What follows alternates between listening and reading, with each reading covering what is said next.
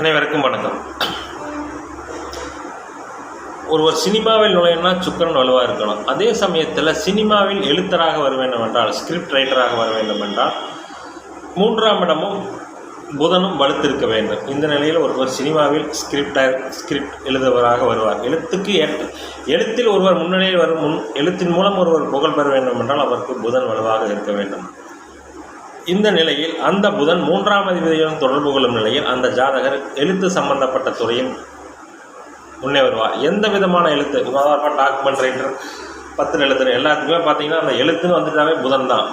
அதில் எந்த மாதிரியான துறையில் அவர் வருவார் என்பதை மற்ற அமைப்புகளை கொண்டு, சுக்கிரன் வீடுகள் எப்படி இருக்குன்னா, சுக்கிரன் எப்படி இருக்கிறார், இவற்றையெல்லாம் வைத்து தான் ஜாதகர் எப்படி வருவார் என்பதை நாம் தீர்மானிக்க முடியும்.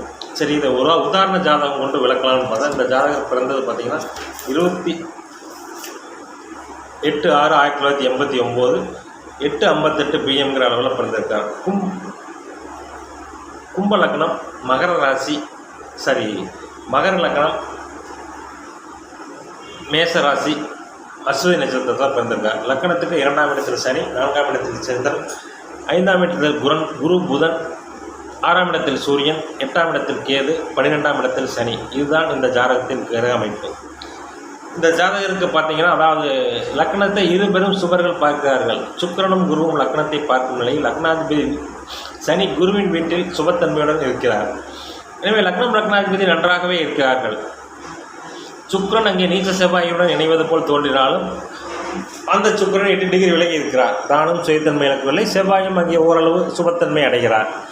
இந்த அமைப்பில் இந்த ஜாதகருக்கு பார்த்திங்கன்னா சினிமா துறையில் ஸ்கிரிப்ட் ரைட்டராக எழுத வேண்டும் என்ற ஆர்வம் ஏற்பட்டு இப்பொழுது அதில் படிப்படியாக சிறு சிறு முன்னேற்றங்கள் அடைந்து கொண்டிருக்கிறார். இந்த ஜாதகரோட கேள்வி, எதிர்காலத்தில் நான் நன்றாக வருவேனா என்பதுதான். பொதுவாகவே சுக்கிரன் செறிவான வந்துட்டாங்க. சுக்கிரன் ஓரளவு வலுவாக இருக்க வேண்டும். ஸ்கிரிப்ட் எழுதுறது இது மாதிரியான பாவங்கள் 3ஆம் பாவகாதிபதி அவர் வலுவாக இருக்க வேண்டும். காரகன் புதனும் நன்றாக இருக்க வேண்டும். புதன் இல்லைன்னா ஒருத்தராக எழுத முடியாதுங்க. புதன் தான் எழுத்துக்கு முக்கியமான கிரகம். இந்த அமைப்பில் குருவும் புதனும் 5ஆம் இடத்தில் அமர்ந்து 3ஆம் பாவகாதிபதியும் எழுத்துக்கு காரகனான புதனும் 5ஆம் பாவகத்தில் அமர்ந்து இங்கே 3 9ஆம் அதிபதியின் சேர்க்கை இருக்கிறது. 3ஆம் வீட்டை எந்த விதமான பாவகிரகம் பார்க்கவில்லை. 3ஆம் அதிபதி நன்றாகவே இருக்கிறார். எழுத்து, இந்த அக்ரிமெண்ட், டாக்குமெண்ட் ரைட்டர், எழுத்து, பிரிண்டிங்கு, ப்ரெஸ் எல்லாத்துக்கும் வந்துட்டிங்கன்னா புதன் கூடவே ஸ்கிரிப்ட் ரைட்டர், அதாவது வசனகர்த்தா அப்படிங்கிற அமைப்புக்கு ஒருத்தர் வரணும்னா புதன் வலுவாக இருக்க வேண்டும். இங்கே 3ஆம் அதிபதியும் புதனும் வலுவாக அமர்ந்து 5ஆம் இடத்தில் இருப்பதன் காரணத்தினால் இந்த ஜாதகர் எழுத்து, சினிமா ஸ்கிரிப்ட் சம்பந்தப்பட்ட எழுத்துத்துறையில் இந்த ஜாதகர் பணிபுரிந்து கொண்டிருக்கிறார். இந்த ஜாதகர் எதிர்காலத்தில் நான் நன்றாக வருவேனா, புகழ் பெறுவேனா என்றால் கண்டிப்பாக புகழ் பெறுவார். ஏனென்றால் லக்னம் மிகுந்த சுபத்தன்மையுடன் இருக்கிறது. லக்னாதிபதியும் சுபத்தன்மை அடைந்திருக்கிறார். இந்த அமைப்பில் இந்த சந்திர தசை பார்த்தீங்கன்னா, இந்த சந்திர தசை என்ன இருந்தாலும் பரிவர்த்தனையானாலும் அமாவாசைக்கு நெருங்கிய சந்திரனால தான் பெரிய யோக பலன்களை தரமாட்டார். அதே சமயம் பரிவர்த்தனை அடைந்த காரணத்தினால் பெரிய கெடுதல்களையும் தரமாட்டார். சந்திர தசையில் திருமணம், குழந்தைகள் என்று இவருடைய வாழ்க்கை இருக்கிறது. அடுத்த வருடம், இன்னொரு வருடம் கழித்து வருகிற செவ்வாய் தசையில் இந்த ஜாதகருடைய முன்னேற்றம் படிப்படியாக முன்னேறும்.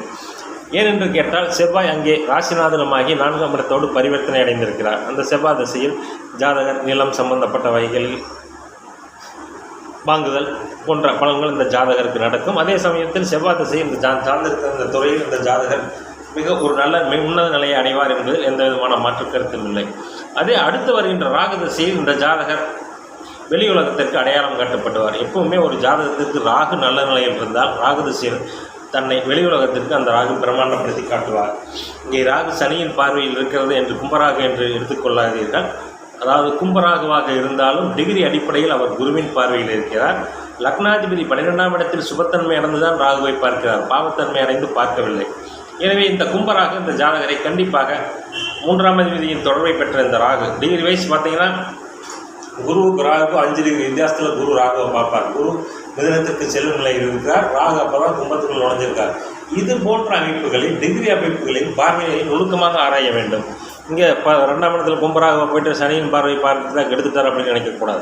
அந்த 3ஆம் பாவகாதிபதியின் பார்வை பெற்ற ராகு 3ஆம் பாவகத்தின் ஆதிபத்திய காரக விஷயங்களை ஜாதகருக்கு எடுத்து செய்து அந்த பாவகத்தின் மூலம் அதன் மூலமாக இந்த ஜாதகரை ஒரு உச்சநிலைக்கு கொண்டு செல்வார் என்பது எந்த விதமான மாற்று கருத்தும் இல்லை.